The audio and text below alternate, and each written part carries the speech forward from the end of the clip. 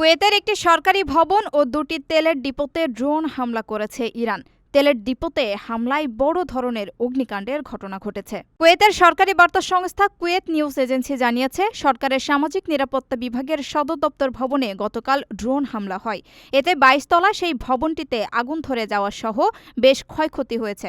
তবে নিহত বা আহতের সংবাদ এখনও পাওয়া যায়নি।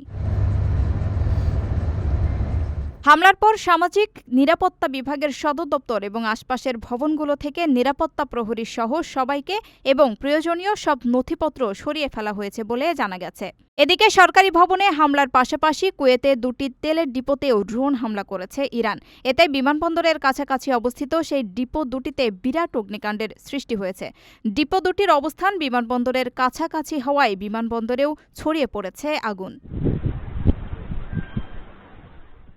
প্রবাসীদের জন্য নির্মাণ হচ্ছে দেশের প্রথম স্মার্ট সিটি, যেখানে থাকছে স্কুল, মসজিদ, হাসপাতাল, সুইমিং পুল, হেলিপ্যাড, পাঠাগার, জিম, সুপারমার্কেট, শিশু পার্ক সহ সকল নাগরিক সুবিধা। মাত্র ৩০ লাখ টাকা বিনিয়োগে মিলছে আকর্ষণীয় ফ্ল্যাট। প্লাটিনাম ইনভেস্টরদের জন্য ঢাকা বিমানবন্দরে ভিআইপি প্রোটোকল সুবিধা। বিস্তারিত জানতে যোগাযোগ করুন স্ক্রিনে দেয়া হোয়াটসঅ্যাপ অথবা ইমো নাম্বারে।